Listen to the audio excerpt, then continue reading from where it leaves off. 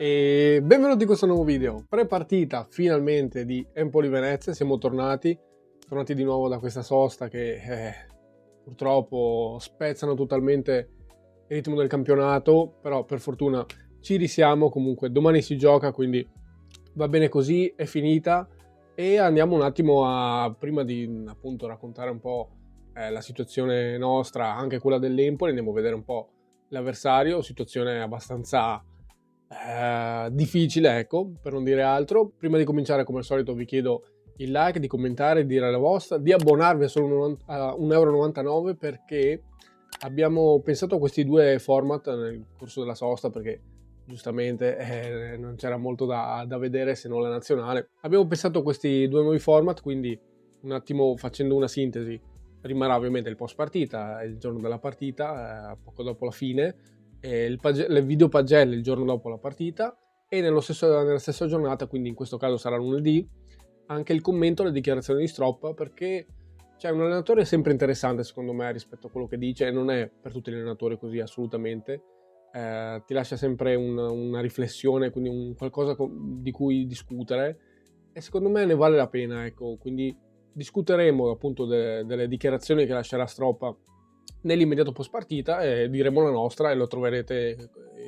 il video il giorno dopo la partita e il giorno dopo ancora, quindi in questo caso martedì, si va martedì.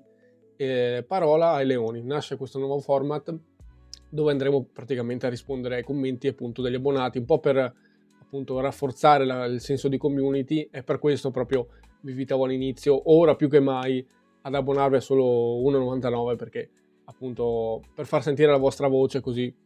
ecco, creiamo una bella community ancora più forte, ancora più, ecco, coesa. Quindi approfittatene, perché appunto ci sono anche video senza pubblicità ed è una gran manna dal cielo, quindi tanti vantaggi per gli abbonati. Ma andiamo al sodo, andiamo a più che altro un attimo riavvolgere il nastro, perché a me è servito mi sono segnato qualcosa, perché veramente è passata un'eternità, almeno mi sembra passata un'eternità. Rivolgiamo un attimo il nastro, veniamo dalla vittoria, veniamo 2 settimane fa dalla vittoria senza storia contro il Frosinone, che devo dire però prima della partita era la prima in classifica insieme al Modena. Una vittoria che, per quanto è stata netta, ha ridato sicuramente morale un po' alla piazza, e ha un po', devo dire, anche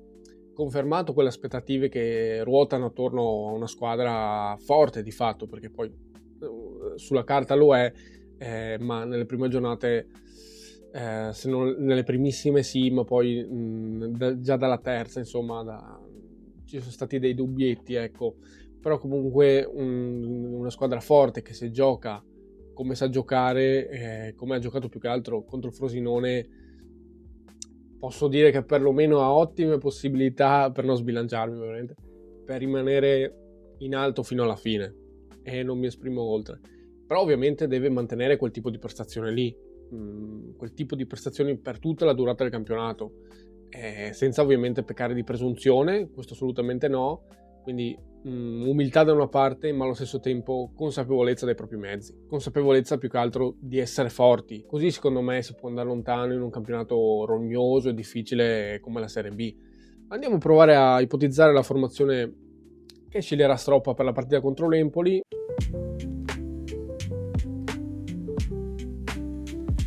Per quanto mi riguarda, andrà per la riconferma in blocco di quanto visto contro il Frosinone, perché di fatto ha funzionato molto bene. Poi comunque, se vuole mettere dei correttivi, Stroppa non è uno che aspetta al 70°. Mi pare che comunque anche già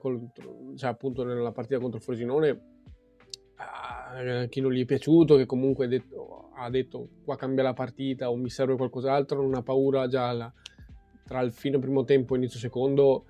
a cambiare qualche giocatore, e quindi mettere dei correttivi, delle toppe, e allora secondo me andrà di partenza con quella formazione lì. Questo è il mio pensiero, però ditemi voi la vostra se non siete d'accordo con me. E andiamo anche a dire due cose sull'Empoli, che devo dire situazione abbastanza caotica.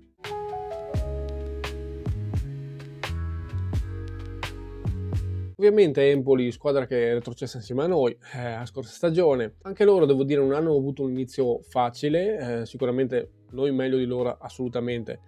ma dico non facile perché anche loro erano una squadra appunto che l'anno scorso in Serie A, e invece in queste primissime 6 giornate 2 vittorie, 3 pareggi e 2 sconfitte,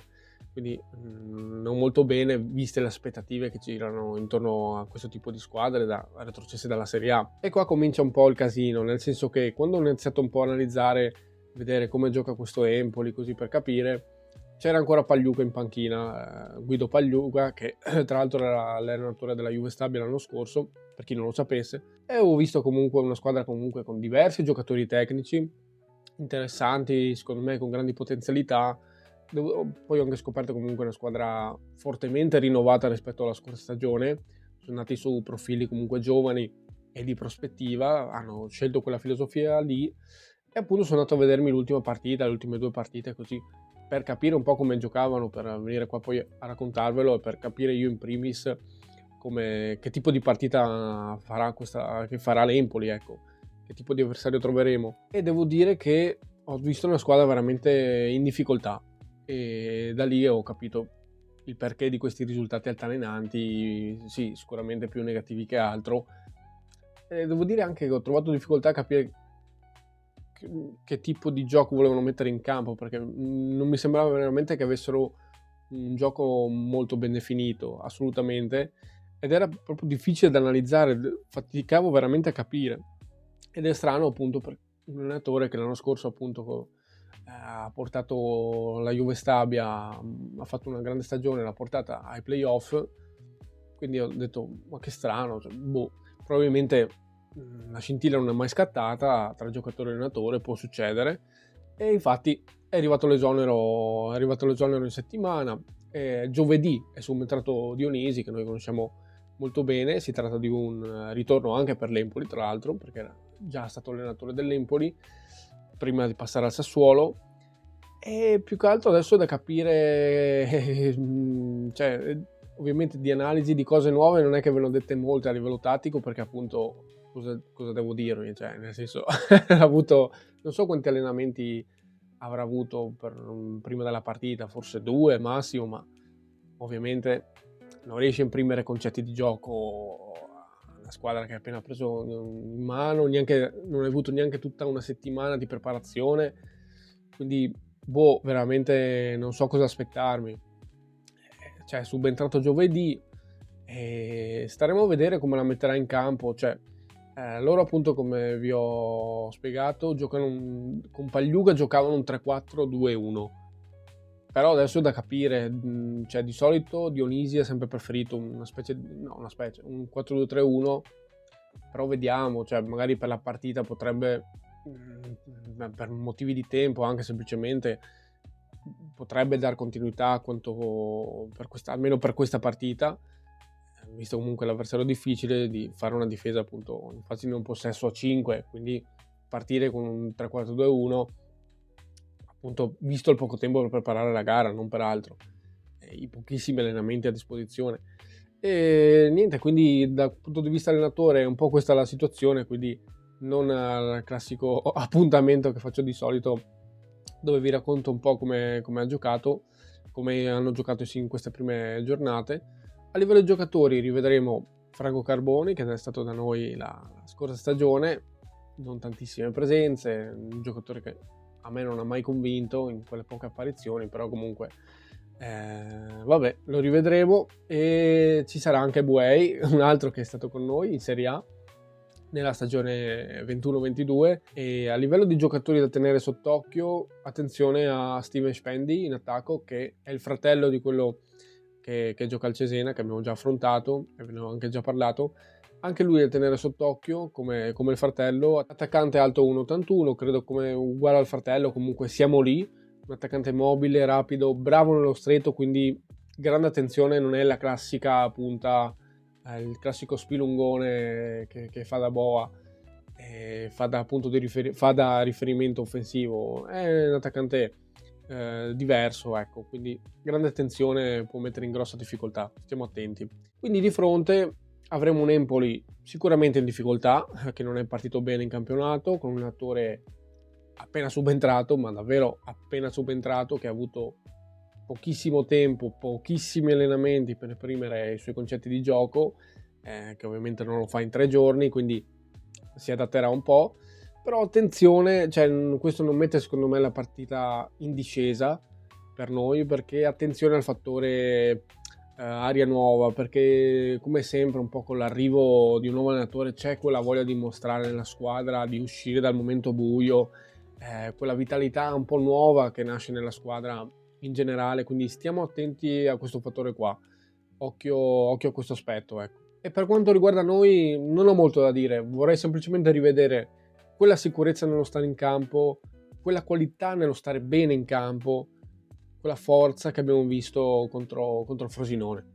quel dominio dell'avversario, quella qualità di gioco in fase di non possesso e quell'attenzione in fase di non possesso. E davanti ovviamente dobbiamo essere cinici, ma devo dire che contro il Frosinone lo siamo stati, e non dobbiamo gettare al vento le occasioni, però diciamo che era un aspetto che prima appunto la gara con il Frosinone un po' peccavamo. Nell'ultima gara siamo stati prolifici davanti alla porta, ne abbiamo fatti 3 comunque e basta, cioè se continuiamo così, se saremo la squadra che ha battuto in quel modo il Frosinone per 3-0, vado coi piedi di piombo, però dico saremo sempre un osso durissimo per tutte. E niente, mi fermo qui, se volete ditemi la vostra su quel che ho detto, lasciate like, abbonatevi, fate tutto quello che volete, e sempre Forza Venezia, sempre Forza Unione.